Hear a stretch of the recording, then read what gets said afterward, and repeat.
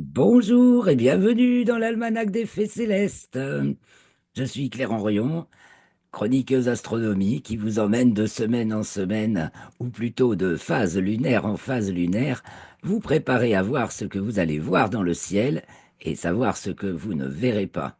Donc astronomie, le bulletin astronomique pour la période du 28 février au 6 mars 2025, la première phase de la troisième lune d'hiver nord été sud. Et je suis ravi d'être avec Joël, Hervé et Christophe pour ce bulletin astronomique, comme je viens de le dire. Alors, on va détailler les événements célestes qu'on peut observer pour commencer. Et puis, après, un peu la mécanique céleste qui se cache derrière tout ça, donc tous les événements d'un point de vue chronologique. Mais d'abord, on va aller sur le terrain avec Stellarium, donc première phase de la lunaison. C'est la nouvelle lune, donc de la nouvelle lune au premier quartier, la nouvelle lune qui a lieu le vendredi 28 février à 1h44, donc 0h44 en temps universel, ce qui fait que si vous avez des calendriers américains, par exemple, c'est marqué la nouvelle lune le 27, parce qu'en Amérique, ce sera encore le 27 à l'heure de la nouvelle lune. Et donc, pour nous, c'est le 28 à 1h30 du matin, 1h44 exactement. Et le premier quartier, c'est une semaine courte, a lieu le jeudi 6 mars à 17h31. Donc, il n'y a que 6 jours, hein, puisque on saute du 28 février au 1er mars. Et la Lune est au périgée au cours de cette semaine, donc c'est pour ça qu'elle va très vite et que on passe rapidement de la nouvelle Lune au premier quartier. Donc, on va voir la Lune. Bah, la nouvelle Lune, on va pas la voir du tout. Et puis, le premier croissant va être difficilement visible dès le 28 au soir pour nos régions de France métropolitaine. Je crois que c'est le nord-est de l'Afrique qui a la faveur du tout premier croissant de lune visible. Un premier croissant de lune qui marque d'ailleurs à partir du 28, oui, à partir du jour du premier croissant. Donc, c'est pour le premier croissant pour toute la Terre, donc 1er mars, le premier jour du mois de Ramadan pour le calendrier de l'Hégire, donc le calendrier musulman. Donc, qui prendra fin, ce mois de Ramadan qui prend fin au premier croissant de la lunaison suivante. Donc, le premier croissant difficilement visible avec un instrument le 28 au soir.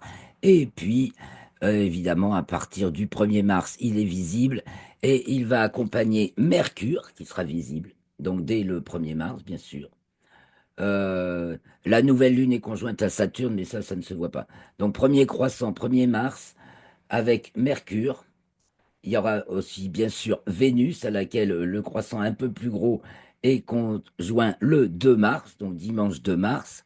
En fait, on va voir 2 soirs de suite un joli tableau, Mercure, Lune, Vénus, et puis après, la Lune sera, le jour de sa conjonction avec Vénus, elle est plus haute et tout près de Vénus, mais on voit encore Mercure. C'est une période, on a 15 jours de visibilité de Mercure dans le ciel du soir. Il faut en profiter, Mercure qui va être à son élongation maximale le 8 mars. Et oui, on saute déjà au mois de mars. Donc la Lune, en plus, elle monte en latitude et en déclinaison, puisqu'en ce moment, c'est corrélé.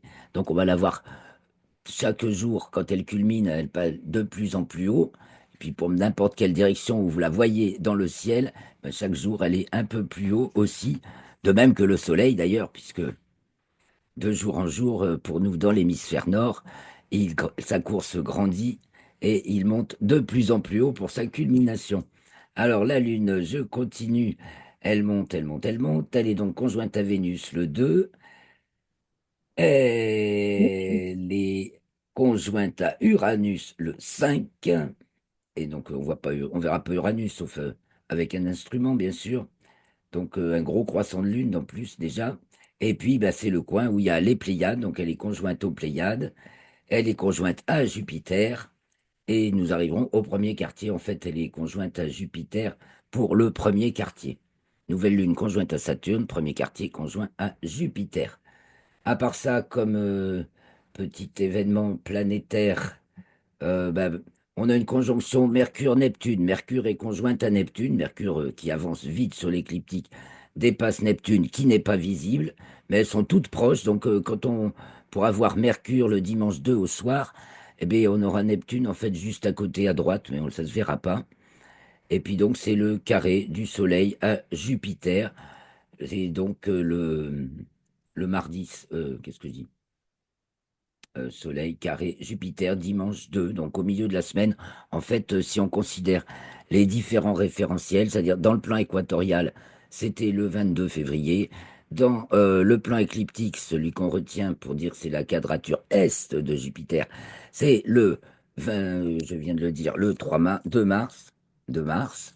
Et dans le plan héliocentrique, donc du point de vue du Soleil, où là on parle plus de carré Soleil-Jupiter, mais de carré Terre-Jupiter, ce sera le 15 mars. Donc, vous voyez, ça, en fait, ces quadratures des planètes, ça s'étale souvent sur une quinzaine de jours si on considère les différents référentiels. Mais ça, on en parlera plus dans les commentaires astrologiques dans la vidéo suivante. Alors, allons directement sur Stellarium. Au fait, les amis, bah, merci à tous pour vos likes, vos commentaires et vos partages. Et votre petite aide, petit souci, vous pouvez mettre dans la cagnotte, ça aide la machine à continuer à avancer. La cagouille céleste qui avance pas à pas en suivant la route des étoiles. Alors la connexion, j'espère que ça va aller. Voilà, nous sommes sur Stellarium le 28 février au soir. Ça aurait pu me mettre le 27, donc, puisqu'on est plus, c'est plus proche de l'heure de la nouvelle lune. Mais bon, on va rester le 28. Ce qu'on va juste, on peut remarquer la différence entre le 28, le soleil à la même heure, et le 27. Ce que je vous disais, vous voyez, le 27, un jour avant, il est un petit peu plus bas. Le 28, un petit peu plus haut. Et il va aller se coucher plus près de l'ouest, qui est ici. Le jour de l'équinoxe, le 20 mars, il se couchera pile à l'ouest.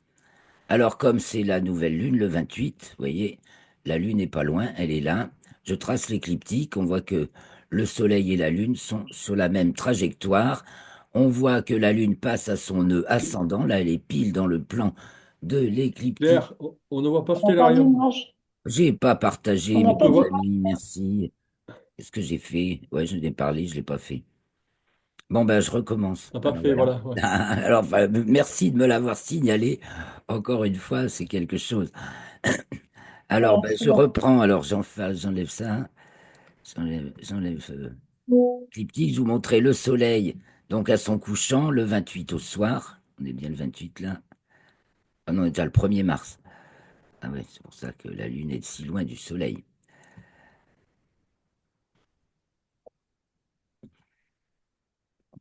Voilà. 28 février au soir. Donc, le soleil est sur le couchant. Il va se coucher, donc, chez nous à 18h38. Voilà. Et donc 1 heure plus tard, et donc chaque jour un peu plus tard, quoique la durée du jour maintenant qui augmente, augmente davantage sur le matin que sur le soir, depuis le début février, le 11 je crois, où l'équation de temps était nulle, et elle va vers son premier maximum négatif de l'année. Non, elle n'était pas nulle, elle était à son premier maximum positif de l'année, donc décalée au maximum vers le soir. Et maintenant, elle va vers son premier maximum négatif de l'année. Et donc, le jour qui augmente en ce moment se décale davantage, au- augmente davantage sur le matin. Donc, le soleil se couche presque à l'ouest, comme je vous l'avais dit, et de jour en jour, de plus en plus à l'ouest, puisque le jour de l'équinoxe, il se couchera pile à l'ouest, de même qu'il se lèvera pile à l'est. C'est les deux seuls jours de l'année où le soleil se lève pile à l'est et se couche pile à l'ouest. Ce sont les jours des équinoxes. Sinon, en hiver, comme en ce moment, et en automne-hiver, en fait, il se couche entre l'ouest et le sud-ouest, hein, pour nos latitude, donc au sud-ouest le jour du solstice d'hiver, et puis au printemps et en été, il se couche plus vers le nord-ouest, et au nord-ouest, pour 45 degrés de latitude nord, terrestre. Il se couche au nord-ouest au moment du solstice d'été, donc le 21 juin. Donc voilà, on va avancer dans la nuit, n'est-ce pas? Début de soirée. Donc on a parlé du premier croissant. On va essayer de le repérer. Difficile, hein.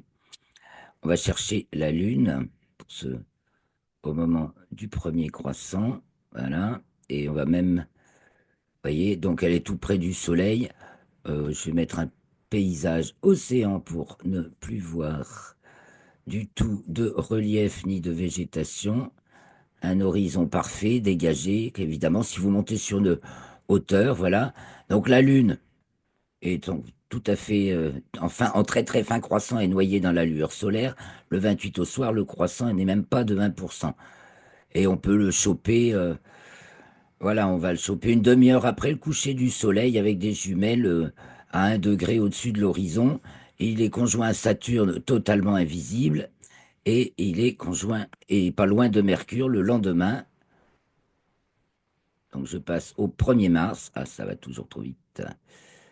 1er mars, il est 28 février, 1er mars, il est conjoint à Mercure. Là, je trace l'écliptique.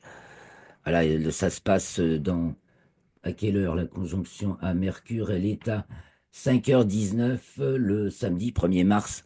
Donc évidemment, comme on voit Mercure le soir, on va la voir. Donc la veille, on va voir la Lune la veille de ce côté avec Saturne. Et le lendemain, le soir, donc, elle a doublé Mercure. Elle est entre mi-chemin entre Vénus et Mercure. Mercure qui est évidemment délicate quand même à repérer, mais si le ciel est pur, elle est visible à l'œil nu et elle se couche. Je dis toujours elle, hein, pour les planètes, n'en déplaise à beaucoup de gens, parce que c'est des planètes. Donc 19h30, voilà, Mercure va se coucher à 20h03 et elle va se coucher jusqu'à une heure, plus d'1h30 après le soleil, en, le 6 mars, quand on arrive au premier quartier. Donc voilà notre petite lune le 1er mars au soir. Donc elle va se coucher très vite, elle va pas nous embêter longtemps. Je grossis pour voir la finesse du croissant. Voilà, un fin croissant encore le 1er mars au soir, n'est-ce pas? Un peu exagéré, très fin, liseré, de fine lune. Alors je vous dis pas le 28, hein, c'est plutôt un challenge pour observateurs entraînés et équipés. Euh, et donc, il y a Vénus qui, elle, brille fort et sans ambiguïté. Bon, on va la voir diminuer grandement sa présence ce mois de mars, puisque on en a, euh, on en a pour 2 semaines de Vénus et après ça va être terminé.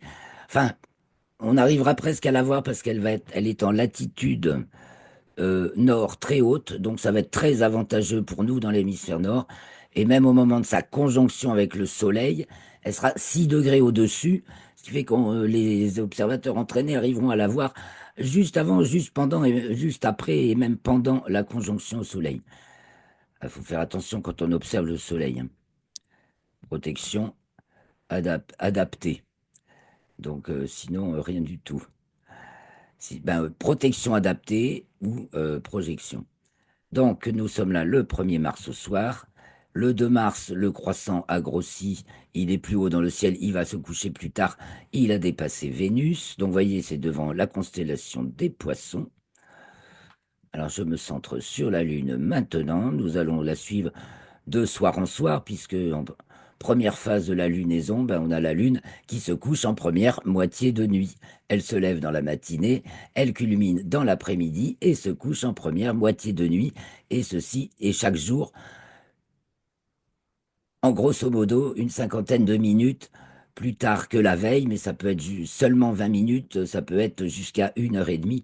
Ça dépend justement où elle en est sur l'écliptique, si elle, elle est sur une position écliptique qui rétrécit, hein, où la présence de l'écliptique dans notre ciel diminue, ou si au contraire elle augmente.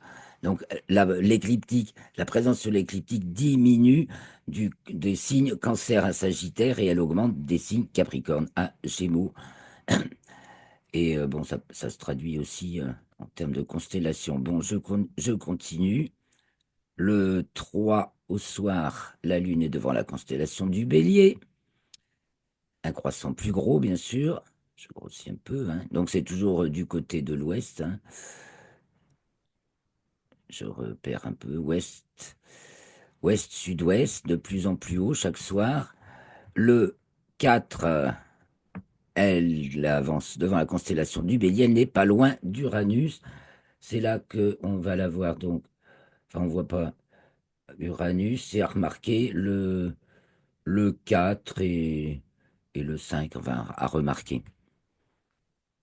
Je grossis, on va voir apparaître Uranus. Ça grossit beaucoup. Voilà. Uranus n'est pas loin.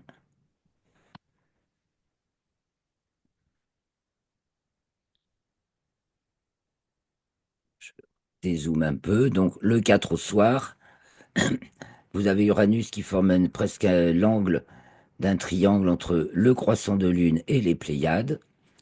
Je vais rajouter un peu de noms d'étoiles aussi. Là, on voit même Aldébaran n'est pas signalé, c'est quand même quelque chose. Alors, je reviens sur la Lune. Le 5, allons voir la Lune. Le 5, donc, le 5, elle est conjointe aux Pléiades. Entre-temps, donc, elle est passée à la conjonction d'Uranus. Elle est tout près des Pléiades. Je suis toujours sur 19h30 environ, hein, le soir. Tout ça est bien visible en début de nuit. Donc, vous voyez, au niveau des planètes visibles en ce moment, c'est Mercure, Vénus, et puis Uranus avec un instrument. Et bon, la Lune n'est pas encore trop gênante pour repérer simplement. Et puis, la Lune arrive sur Jupiter pour le premier quartier. Donc, à remarquer le 5 et le 6 au soir, la Lune passe de je reviens le 5, la droite de Jupiter, elle est juste au-dessus des Pléiades, à la gauche de Jupiter, le 6 au soir. Et voilà, puis elle continue sa route en montant de plus en plus haut dans le ciel. Elle culmine de plus en plus tard dans la nuit. On va prendre une heure de plus là, hein. Elle culmine de plus en plus tard dans la nuit. Donc là, ici, maintenant, il est 20h30. Je suis tourné vers le sud. Et on va voir les étoiles de la saison. C'est toujours les mêmes, hein, les étoiles. Autant les... Et là, j'allais oublier quelqu'un parmi les planètes, c'est Mars. Mars, qui a repris son mouvement direct le 24 février, et qui donc repart dans ce sens, je retrace l'écliptique, hein, qui repart dans ce sens, donc dans son chemin, là, depuis le 4 décembre, on la voyait reculer sur l'écliptique, donc, ou du moins parallèlement, vous voyez, elle aussi, elle est en latitude nord, elle est au-dessus de l'écliptique. Et maintenant, elle repart dans ce sens, donc on la reverra alignée avec Castor et Pollux début avril, je crois bien. Et voilà, donc Mars, ben, observer le plus, le mieux c'est maintenant, parce que le mieux c'était au mois de janvier. Son diamètre diminue, sa luminosité aussi, mais elle est encore très très bien visible et remarquable de son éclat rougeoyant, formant un triangle avec Castor et Pollux et se déplaçant chaque jour par rapport à ces deux étoiles. C'est vachement simple et sympa à constater ça. Donc, début de nuit, ben voilà, en cette saison de fin d'hiver, nous avons le grand jet de l'hiver qui passe au sud, donc qui culmine avec Sirius, l'étoile la plus brillante du ciel, qui culmine. Et ce grand jet de l'hiver est orné de Jupiter et de Mars. Donc, dans le grand jet de l'hiver, nous avons ici les trois mages d'Orion, nous avons Rigel d'Orion, la bleue, Sirius du grand chien, la plus brillante, Procyon du petit chien, bien brillante également, Pollux et Castor des Gémeaux, hop là, tout là-haut, Capella du cocher. Je montre, voyez, Capella est tout près du zénith, le sommet de la voûte céleste, pour la latitude environ 45 nord. Et puis Aldébaran du taureau, et on ferme le G sur Bételgeuse d'Orion. Voilà ce grand jet de l'hiver bah, qui passe, hein, et qui va se coucher comme toutes les autres étoiles, 4 minutes plus tôt chaque jour, donc de plus en plus à l'ouest sur le couchant en début de nuit. Donc voyons ce qui se couche, justement, ce qui disparaît en début de nuit, eh bien les poissons hein, avec Vénus, bon là il est 20h30 à peu près, hein. Les poissons avec Vénus, Et puis, ben, tous ceux qui les suivent, le bélier, le triangle, Andromède, Pégase qui est en train de se coucher. Et donc, Capella aussi qui commence à descendre, mais c'est là-haut, là-haut. Et puis, du côté du nord, notre horloge céleste qui tourne autour de l'étoile polaire, la seule étoile qui ne change pas de place dans le ciel. Eh bien, en début de nuit, en cette saison, c'est, à part le décalage de 1 degré tous les 72 ans, le ciel, c'est toujours le même. En cette saison, nous avons donc la grande ours qui est en train de remonter. Donc, elle est à droite du côté est, elle remonte, le museau en avant. Nous avons Capella qui est presque au zénith, comme on l'a vu. Et puis, nous avons Cassiopée, donc face à la grande ours par rapport à l'étoile polaire, qui, elle, descend du côté de l'ouest. Et c'est fait aussi dans le sillage. Et le dragon, qui a la tête en bas encore et qui remonte, ainsi que la petite ours, qui remonte, commence à remonter à droite. Et donc en début de nuit, se lève, on peut se tourner vers l'est maintenant, et bien se lève le lion. Voilà. Le lion, et puis à sa droite, l'hydre femelle. Au-dessus, le cancer. Mais tout de suite, si on est tourné vers l'est, on voit Mars très haut, très très haut, hein. L'avantage de Mars, c'est que elle est haute devant la constellation des Gémeaux. Elle fait un grand parcours dans le ciel. Donc elle culmine maintenant en début de nuit. Elle culmine aux alentours, aux alentours de 21h20. Voilà, elle passe au sud à 21h20. Donc très très haut, en fait. On va y aller, tiens, à 21h20, on prend 1 heure de plus à peu près. Mars, hauteur 70 degrés de hauteur dans le ciel. Vous voyez, elle est franchement haute, quoi. Et elle se couche que vers 5h30 du matin. Donc elle a une longue présence dans le ciel, la planète Mars. Donc je reviens vers l'est, voilà. Vers l'est, voilà, on voit le lion s'élève, Arcturus du Bouvier est élevé et s'élève dans le ciel, en dessous de la queue de la grande ours, du moins dans le prolongement de l'arc formé par la queue de l'ours. Alors je reviens vers le nord, on va tourner, le ciel tourne au cours de la nuit, donc on va regarder le ciel tourner, on va jusqu'au minuit vrai déjà, qui est donc chaque jour un petit peu plus tôt de quelques morceaux de petits morceaux de minutes, quelques secondes. Donc c'est vers, allez, on va aller à 1 heure du matin, 1h02 pour le méridien de Paris.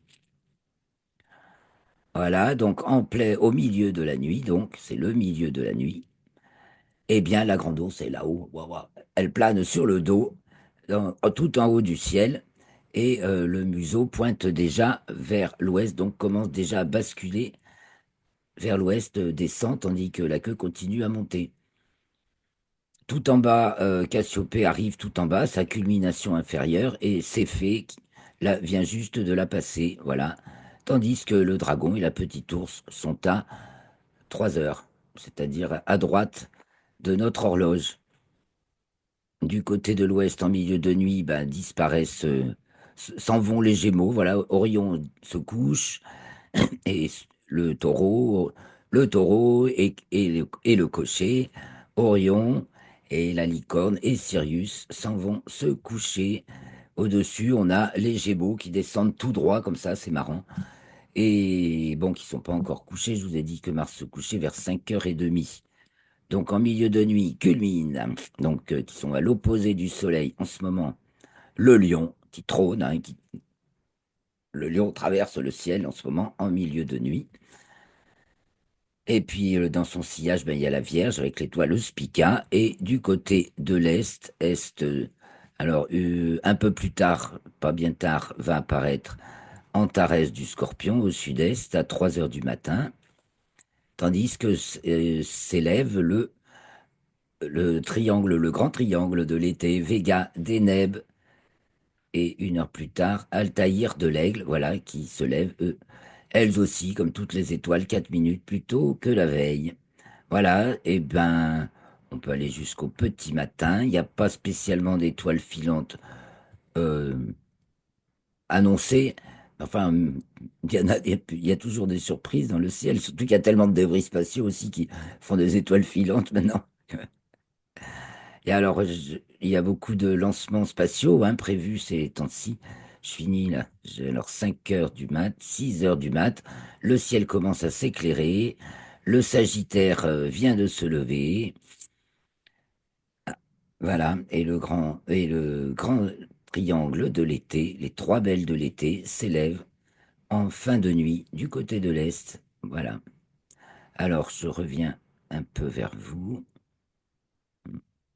Voilà. On va peut-être. Donc, j'ai dit pas d'étoiles filantes particulièrement, mais on en verra peut-être. Et justement, il y a beaucoup de lancements spatiaux. Les nouvelles spatiales sont assez riches là en ce moment. C'est pas mal. Alors, je vais vous en dire quelques-unes et on fera le résumé. Je vais d'abord vous dire quelques nouvelles du côté de l'actualité spatiale, parce qu'il y en a, il y en a, il y en a, il y en a. Alors, eh bien, ce que j'ai dans ma petite revue de presse, n'est-ce pas, que je fais chaque semaine et que je vous invite à suivre, parce que suivre l'actualité spatiale et aéronautique, ça donne un peu une note, voilà, la note du haut, là. Euh, on suit, ça donne du coup une bonne vision globale de l'actualité. Alors, de l'ambiance et de tout ce qui se passe, quoi. C'est important. On réalise pas à quel point dans ce domaine-là, ça foisonne d'initiatives et de nouvelles découvertes. Bon, je vous avais annoncé la semaine dernière que du côté de mince, l'agence de Jeff Bezos, l'agence spatiale de Jeff Bezos, Blue Origin, ils annonçaient 1000 licenciements, mais c'est pas un problème dans les entreprises spatiales. Ça a plutôt un côté positif, surprenant, est-il dit dans un article. Bon, il est certain que les employés eux-mêmes se recyclent, enfin se réemploient facilement dans d'autres agences spatiales, et que souvent du coup, c'est dans l'esprit Doge, hein, comme avec Elon Musk, pour rationaliser et rendre plus efficace en fait les actions, parce que c'est vrai qu'il y a aussi beaucoup de faut réviser la façon de travailler, comme il en est pour nous aussi. Alors, Thales Alenia Space, qui contribue à la future station orbitale lunaire Gateway, dont on parle pas mal cette semaine, donc de la NASA, mais voilà, les entreprises européennes, en l'occurrence franco-italienne Thales Alenia Space. Ah mince, je vais pas arriver à le dire, Thales Alenia Space. Donc, intervient beaucoup. Ensuite, comme quoi un malheur peut faire un bonheur. On parlait de Blue Origin, le malheur du Starliner, le véhicule spatial de Blue Origin qui a emmené les deux astronautes qui sont aujourd'hui coincés sur l'ISS. Euh, la Chine a trouvé en fait dans ce malheur une solution qui change encore, qui amène des progrès pour la propulsion spatiale. Donc à chaque mal, il y a un bien en fait. Ensuite, les jeunes entreprises spatiales européennes, là, Isar Aerospace, une pionnière allemande, s'apprête à lancer sa fusée Spectrum depuis le site le plus septentrional du monde, parce que je ne sais pas si vous le savez, mais on a un port spatial européen, je ne sais plus dans quel pays de Scandinavie. Donc, c'est le port spatial le plus septentrional, donc pour des orbites polaires, parce que sinon, en général, les lancements spatiaux, on préfère les faire du côté de l'équateur. 25 février, Blue Origin, on revient sur Blue Origin, réussit sa 30e mission et 10e mission habitée du programme New Shepard, qui emmène donc des touristes spatiaux, mais enfin un peu chercheurs quand même, hein. Ensuite, les analyses des différents pépins de SpaceX. Alors, sa Falcon 9 qui a envoyé des Starlink là, la nuit du 18 au 19 février. Donc, ils analysent les, les pourquoi des problèmes. Et à propos du Starship 7, on sait maintenant ce qui a causé l'explosion de la fusée géante. Donc, rectification, amélioration. Et le prochain Starship est annoncé Finalement, pour le 1er mars, ça devait être le 26, puis le 28 février. Finalement, c'est le 1er mars, le Starship 8, avec objectif récupération des deux éléments du vaisseau. Donc, à suivre, je vous conseille, moi, mon chouchou ufotinique.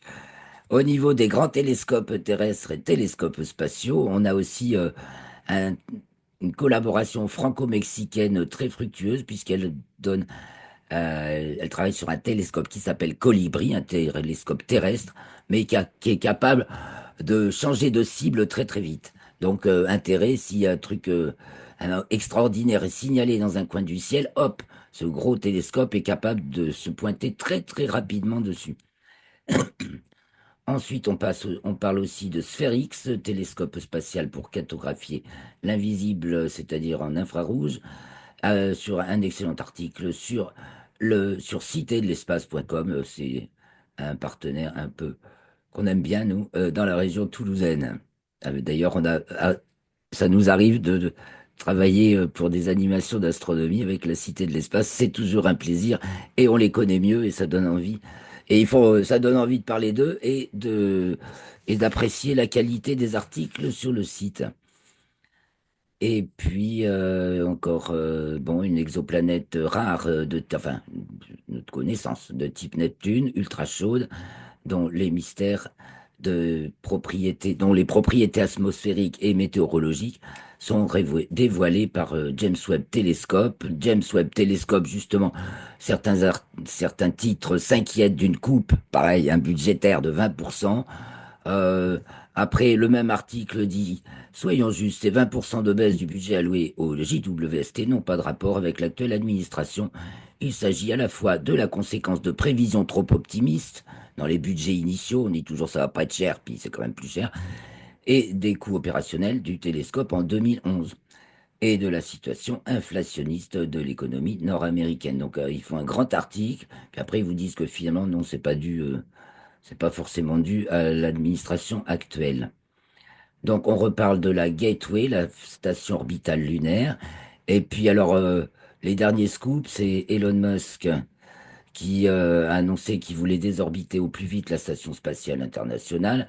C'est déjà entendu, et il se coupe l'herbe sous le pied des fois, c'est déjà entendu que c'était SpaceX qui devait s'en occuper en 2029. Et en fait, lui, Elon Musk, il voudrait accélérer le truc et que ça démarre en 2027, donc pour désorbitage. C'était prévu 2029 pour désorbitage en 2030. Lui, il voudrait avancer de 2 ans. Et alors, on sait qu'il s'est affronté sur X avec un des anciens commandants de l'ISS, Andreas Mogensen, un ancien commandant danois. Effectivement, et moi aussi, hein, moi, ça m'a très beaucoup choqué quand j'ai vu que Musk affirmait avec Trump, tout d'un coup, ils allaient sauver les deux astronautes dans l'ISS. C'était entendu, d'après pour tous ceux qui ont suivi ça d'un peu près depuis le début, que depuis le mois de septembre, ils allaient les ramener avec la mission Crew 9 qui est partie en septembre à deux astronautes au lieu de quatre, afin que quand elle reviendrait en mars, cette mission, elle ramène les deux rescapés, entre guillemets, du Starliner. Bon, ça doit être une question de... Voilà, il y en a un qui pense trop vite. Je crois que c'est de plus en plus, je pense que c'est ça. Elon Musk pense trop vite et les gens ne le suivent pas. Mais moi aussi, j'ai eu l'impression que c'était un mensonge quand il a dit qu'ils allaient les sauver. Alors peut-être sûr qu'ils pouvaient y aller avant, mais ça mobilisait d'autres ressources qui étaient de SpaceX ou qui n'étaient pas, qui étaient pas forcément, qui étaient supplémentaires, quoi. Et peut-être que bon, ben, la NASA leur a dit, ouais, ouais, donc calmez le jeu, vous rentrez dans un parcours déjà, vous rentrez dans vous faites avec le programme déjà établi. Et voilà, bon, les deux, quoique leur âge est avancé, hein, moi, la plus âgée, elle a 61 ans, faire 9 mois en apesanteur au lieu de 10 jours, je sais pas ce que ça donne, c'est assez surprenant. Donc, on parle aussi pour l'exploration de la Lune, de la société Intuitive Machine qui avait envoyé un petit robot qui était tombé de guingois sur la Lune l'année dernière. Il lance une nouvelle mission maintenant, IM2, pour trouver de l'eau sur la Lune. un bel article sur la recherche spatiale française sur Mars, hein, les, euh, tous- toutes les implications, voilà, françaises et dans les engins qui sont actuellement sur Mars, comme les caméras de la ChemCam sur Persévérance, et etc. Le CNES est très impliqué en fait dans plusieurs projets martiens qui sont pas forcément menés par l'ESA, mais ils sont impliqués, quoi. Au niveau des robots, des astéroïdes, pardon, un petit robot à ressort pour explorer indéfiniment les astéroïdes, un projet assez, enfin, c'est plein de projets et de découvertes en ce moment qui ouvrent des tas de possibilités encore auxquelles personne n'avait encore pensé, hein. Là, je sais pas si vous vous souvenez de l'astéroïde Ryugu, dont on a ramené des échantillons et dont un a été pollué malgré toutes les précautions par des bactéries terrestres. Et on observe maintenant comment ces bactéries se développent, se plaisent comme tout sur ce caillou extraterrestre. Et puis un autre astéroïde, Bennu, qui avait été exploré par la mission Osiris-Rex, révèle encore aussi tout un tas de secrets. Donc, ces deux missions qui ont eu lieu vers des astéroïdes il y a quelques années, rapatrier des échantillons, font encore coller beaucoup d'encre. Et pour finir, l'astéroïde qu'on nous annonçait qui allait nous tomber sur la tête en 2032, la semaine dernière, bon, ça va, c'est bon. La frayeur est évacuée, finalement. C'est pas ça qui va se passer. Il a zéro chance de toucher la Terre en 2032. On nous fait tellement souvent ce genre d'annonce que, bon, c'est, faut pas s'inquiéter. Alors, il y en a qui disent tout de suite, c'est la NASA qui fait des annonces scoop tonitruantes, mais en fait, je crois que c'est surtout justement tous les organes de presse qui reprennent ça. Même quand je fais ma revue de presse, je vois les titres des articles, moi, ça t'en fout plein la vue sans que tu comprennes rien. C'est ça le principe. C'est donc moi, j'essaie de vous rediffuser le contenu de manière compréhensible. Je trouve ça vachement plus intéressant. Voilà, Mm. je me suis un petit peu attardé sur les news. Il doit pas nous rester beaucoup de temps. Ouais, et ben même